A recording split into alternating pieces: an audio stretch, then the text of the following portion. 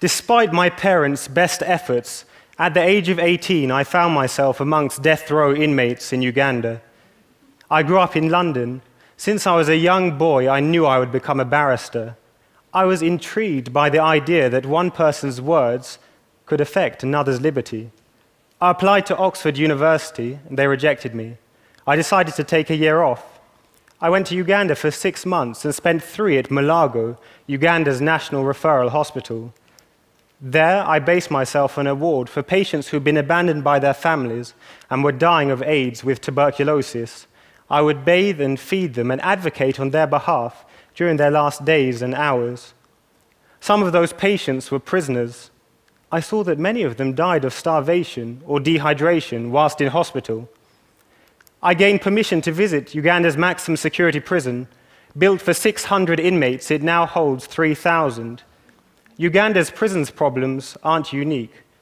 Overcrowding is a huge problem in prisons across Africa. I spoke to inmates. Many of them said that they were in prison without having a trial. Some had been waiting many years for that trial. Others said that they were in prison without evidence against them or on trumped-up charges. I saw that prison staff were trained as soldiers. Some inmates alleged abuse. One prisoner I met was Fred. He was imprisoned as a teenager for having consensual but underage sex with his teenage girlfriend.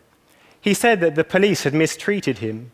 He had spent 3 years in prison waiting for his trial, where he hadn't had adequate representation. He was sentenced to another 9 years in prison. At a nearby women's prison, I met Susan, a death row inmate. She was condemned as a young woman for killing her husband, a crime she denied. She shared this single cell with 4 other women. I saw that many of the women at that prison were imprisoned alongside their babies and small children, some for being idle, for being vagabonds or vagrants. Later, I visited South Sudan. I heard there that some women were sentenced to death for crimes committed by their husbands who'd escaped from the police. I heard a story of a 5-year-old child swimming in a river with a 3-year-old friend. The 3-year-old had accidentally drowned. The 5-year-old was arrested and ultimately sentenced to death for murder. It struck me as unusual that in countries filled with NGOs, there were very few, if any, that had an interest in working in prisons.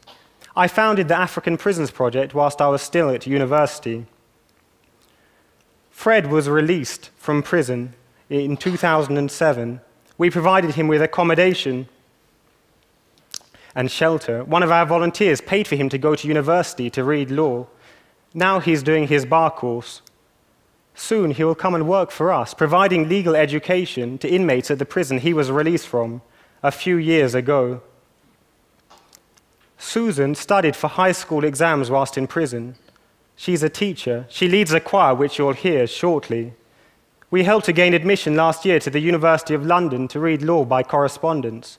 A few months ago, she went to court and was able to mitigate against her death sentence. It was overturned. If it's true that we're citizens of a global village and that you can judge a community by the way it treats its prisoners, how do we want our children to judge us? It's true we have accepted that we made a mistake. We plead for your forgiveness in repentance. Death penalty should be abolished.